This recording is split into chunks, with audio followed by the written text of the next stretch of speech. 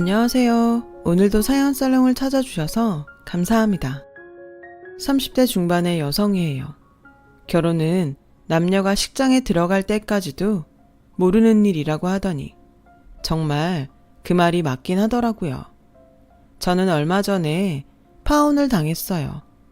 결혼이 파토나는 데는 다양한 이유가 있겠지만 제 경우는 믿었던 약혼자의 변심이었어요.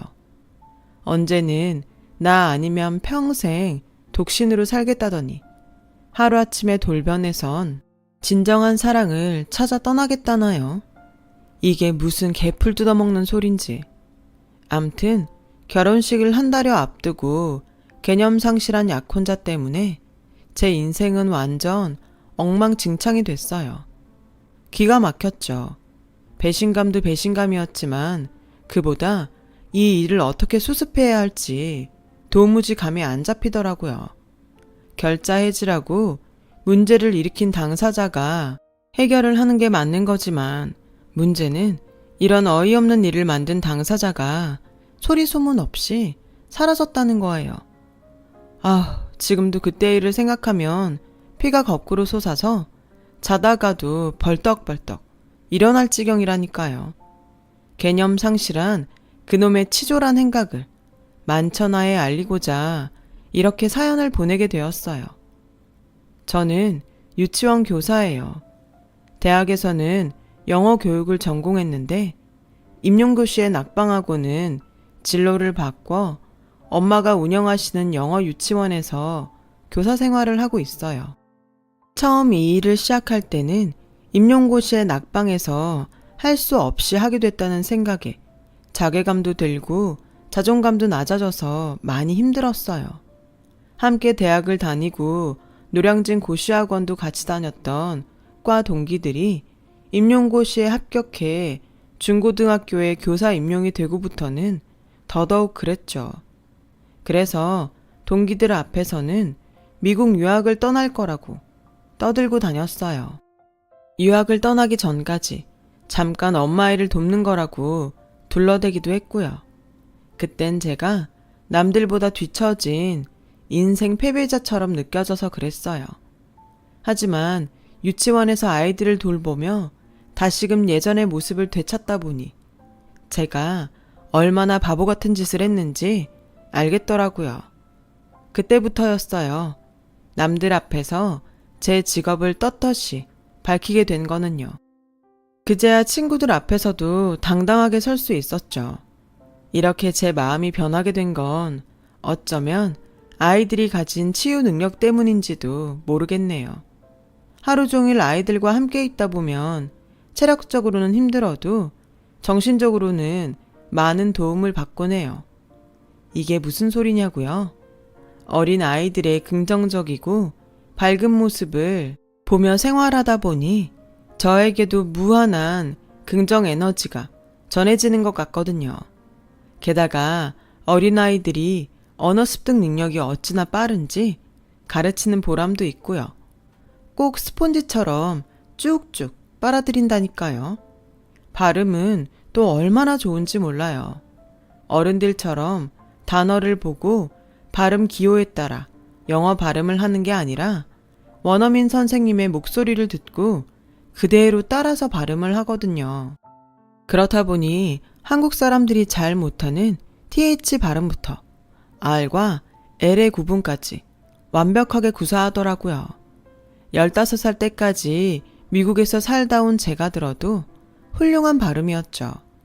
이렇게 아이들 실력이 쑥쑥 늘다 보니 학부모님들 사이에선 저희 유치원 평이 꽤 좋게 나서 입학 정원 수보다도 대기자 수가 배 이상 될 정도예요.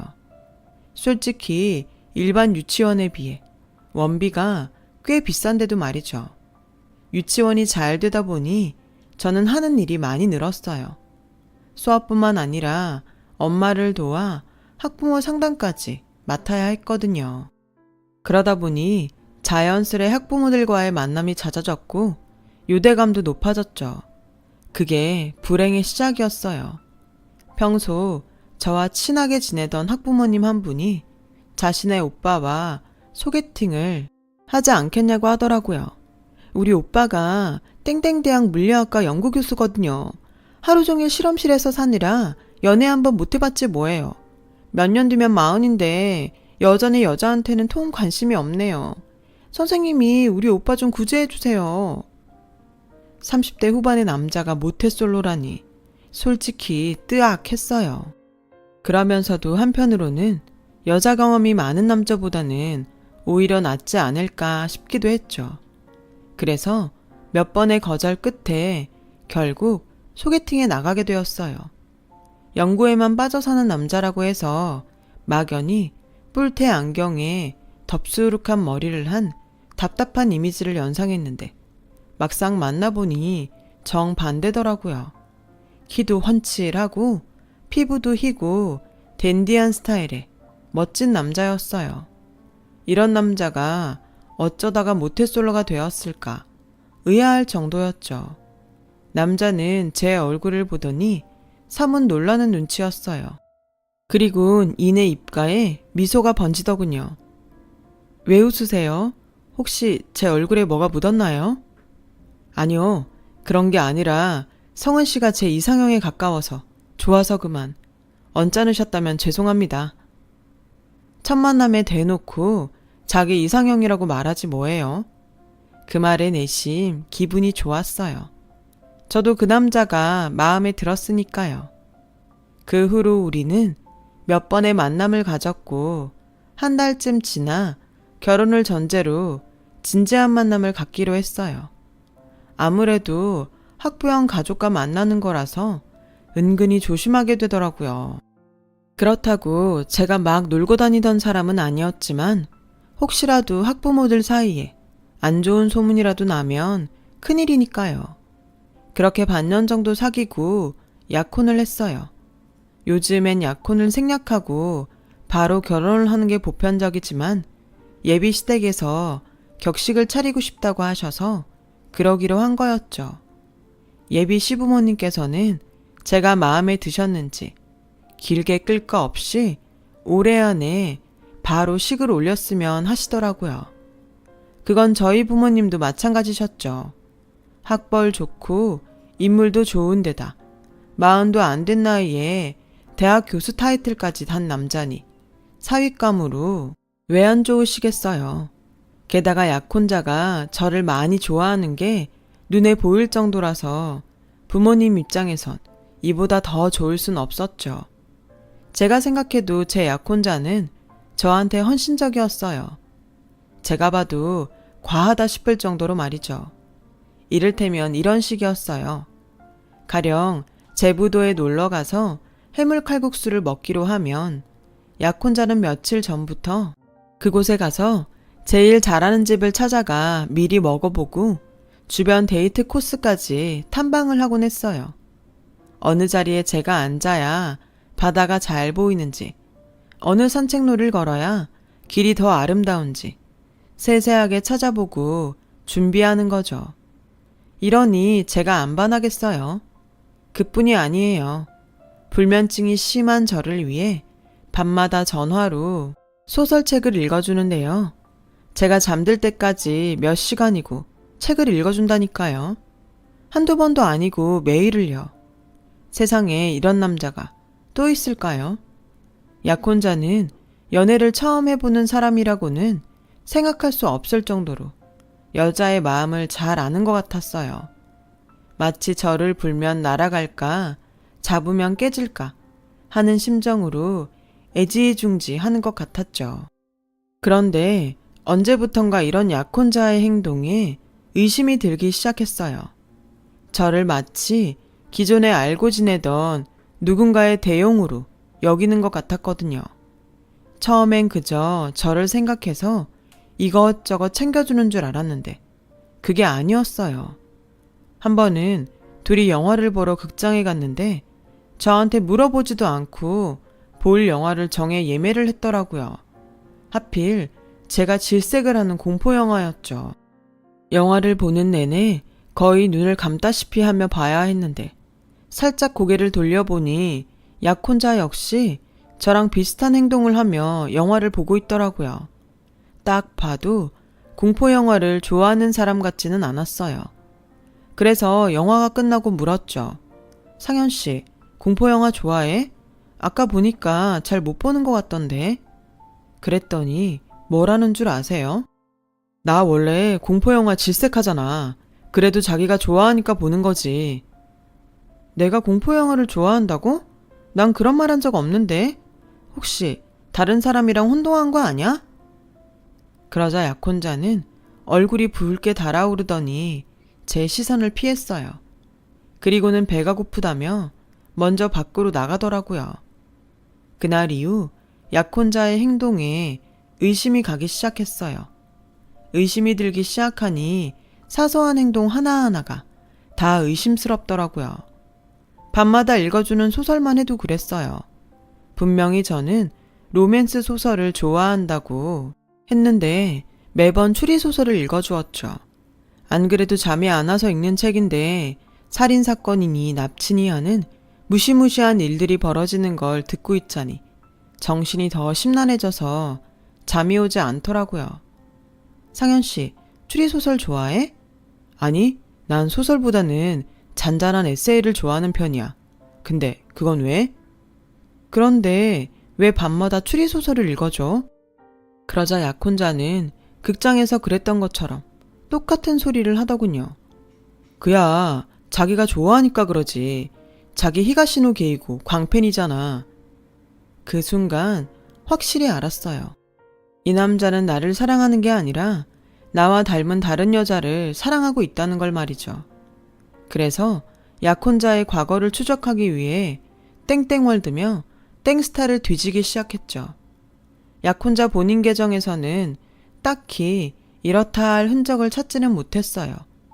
하지만 몇 달이 건너가 보니 역시나 흔적이 나오더군요. 모태솔로라던 약혼자는 15년이 넘게 짝사랑했던 여자와 2년 전까지 4년간 연애를 했었더라고요. 그 여자는 약혼자의 과외 선생으로 4살 연상이었어요. 현재는 딴 남자와 결혼을 한 상태였고요. 그런데 온몸에 닭살이 돋을 만큼 무서웠던 건 바로 그 여자가 저와 무척이나 닮았다는 거였죠. 처음 만났던 날 약혼자가 저를 보고 놀랐던 이유가 바로 이거였던 거예요. 순간 온몸의 기운이 쭉 빠졌어요. 이 남자가 그동안 나를 통해 다른 여자를 생각하며 사귀어 왔다고 생각하니 소름이 끼치더라고요. 그동안 날 위해 했던 행동 하나하나가 옛 연인과 만나면서 길들여진 것들이라 생각하니 분통이 터졌어요. 그런 것도 모르고 이런 남자를 만난 걸 행운이라고 생각했던 제가 너무 한심하고 바보 같아서 미칠 것 같았죠. 그래서 참다 못해 약혼자를 불렀어요. 지금부터 내 말에 솔직하게 대답해.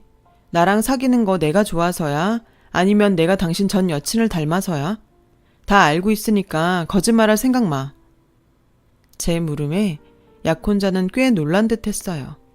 한참 동안 말을 못 하더라고요. 그러더니 고개를 푹 숙이곤 울먹였어요. 처음엔 자기가 수진이랑 닮아서 좋았어. 그래서 호감이 갔던 건 사실이야. 하지만 자기랑 사귀면서 단 한 번도 수진이를 생각한 적 없어. 내가 자기를 좋아한 건 수진이를 닮아서가 아니라 자기 자체가 좋아서야. 이것만은 믿어줘. 그럼 왜 나한테 묻지도 않고 그 여자 취향대로 나한테 했던 건데 나를 만나면서 그 여자 생각을 한 게 아니라면 적어도 영화를 예매할 때나 읽어줄 책을 고를 때 한 번이라도 나한테 물어는 봤어야지. 그래놓고 날 좋아했던 거라고?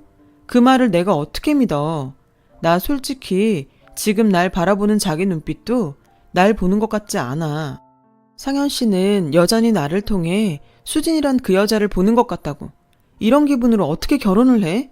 평생 날 보며 딴 여자를 떠올리는 남자랑 어떻게 사냐고.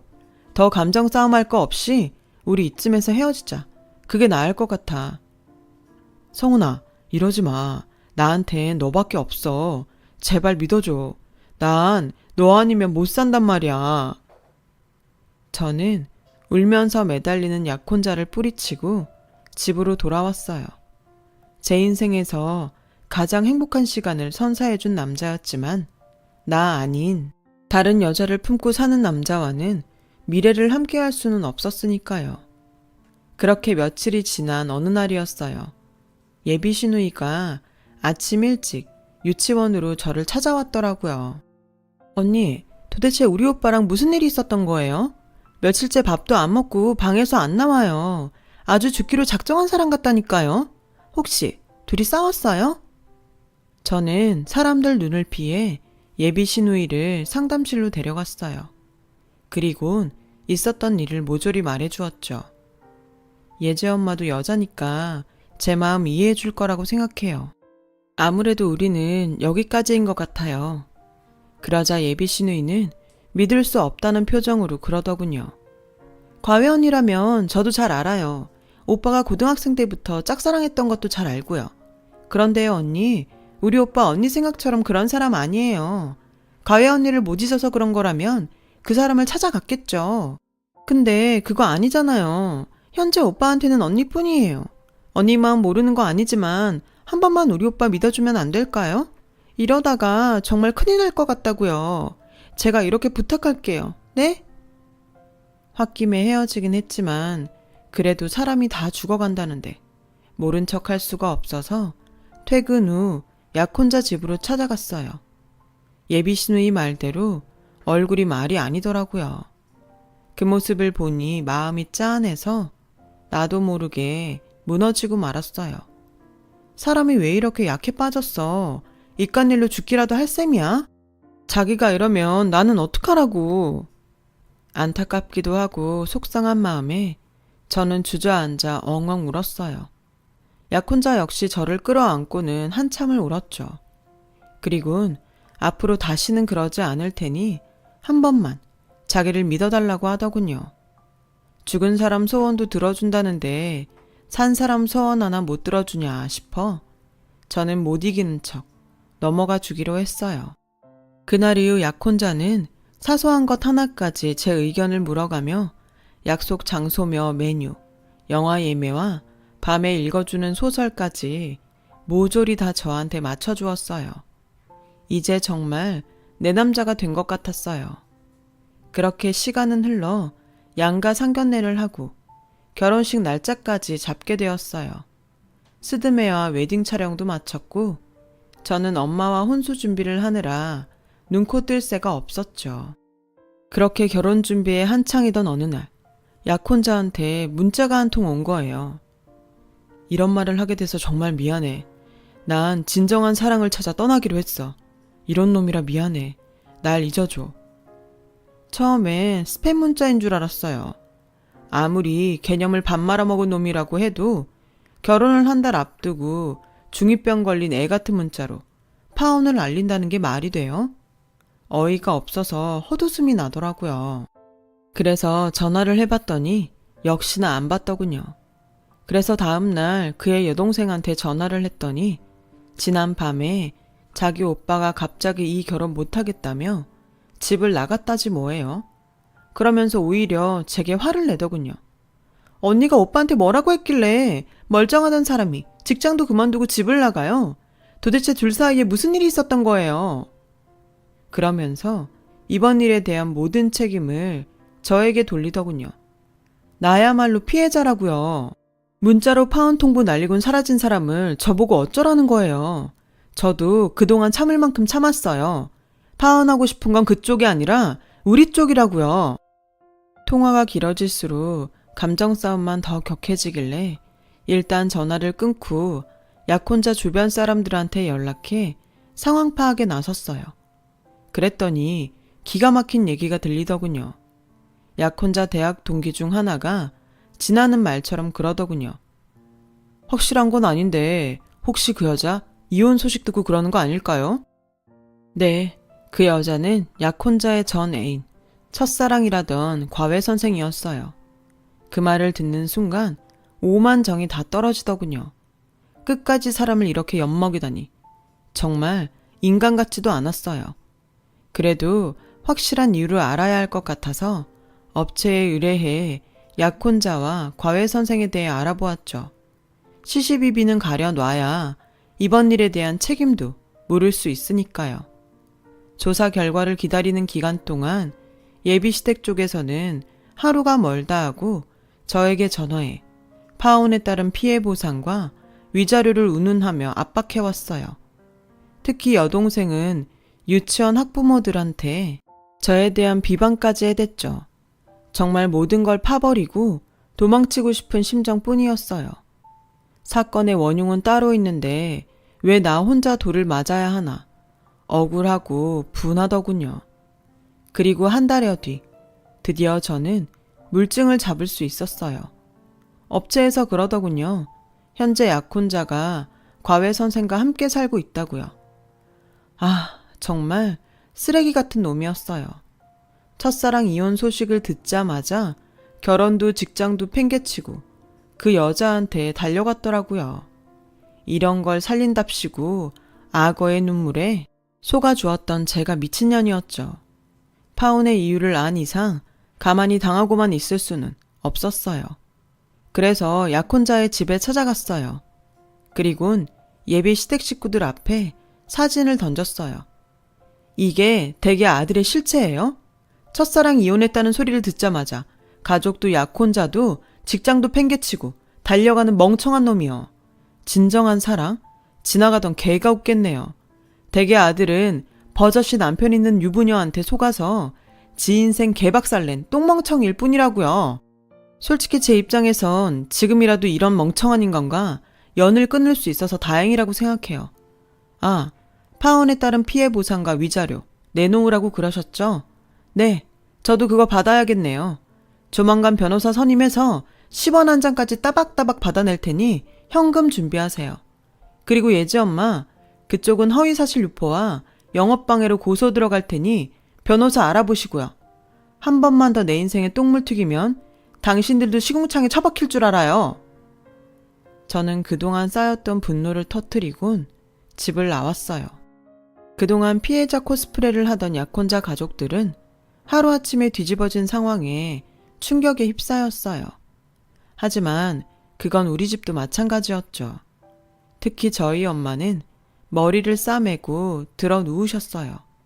망신도 이런 망신이 없다시며 저를 볼 때마다 내 딸 불쌍해서 어떡하냐며 눈물을 흘리셨죠.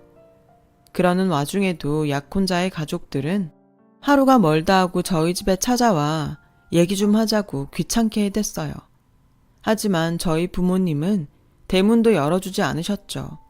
할 얘기가 뭐가 더 있겠어요. 하루빨리 털어내는 게 상책이었죠. 저는 엄마가 힘들어하실 것 같아서 일부러 아무렇지 않은 척하며 평소처럼 지냈어요. 하지만 마음에 입은 상처가 어디 그리 쉽게 아무나요. 자다가도 천불이 나서 냉수를 벌컥대고 마시기 일쑤였고 TV에서 알콩달콩한 연인들 모습만 나와도 부하가 치밀었죠. 그렇게 2달 정도 지난 어느 날 문제의 그놈이 나타났어요. 유치원 수업을 마치고 퇴근을 하려는데 제 차 앞에 누가 쭈그려 앉아있더라고요. 노숙자인가 싶어서 다가가 위험하니까 옆으로 비켜달라고 말했어요. 그 순간 그 사람이 저를 향해 고개를 드는데 그 모습에 하마터면 기절할 뻔했지 뭐예요. 꼬질꼬질한 얼굴에 피골이 상접한 그는 바로 제 약혼자였거든요. 그 사람은 저를 보자마자 바짓가랑이를 붙들고는 용서해달라고 빌더라고요. 내가 죽일 놈이야. 입이 10개라도 너한텐 할 말이 없어. 근데 알고 보면 나도 피해자야. 글쎄 그 여자가 남편이랑 별거 중이면서 이혼했다고 거짓말을 했지 뭐야. 난 그것도 모르고 모든 걸 포기하고 지한테 달려간 건데 난 이제 어떡해. 성은아, 네가 날 좀 도와줘. 딱 한 번만 더 날 좀 믿어주라. 응? 내가 이번엔 정말 너 실망시키지 않을게. 네가 죽으라면 나 죽을 수도 있어. 그래? 그럼 죽어. 네가 죽으면 내가 네 진심 알아줄게. 그 전엔 어린 반푼어치도 없으니까 좋은 말 할 때 꺼져 이놈아. 실망? 그건 기대를 했던 사람한테나 갖는 감정이지. 너 같은 쓰레기한테는 해당 사항 없어. 그러니까 시끄럽게 떠들지 말고 꺼져. 저는 제 차 앞을 가로막고 있는 전 약혼자를 발로 걷어차버렸어요.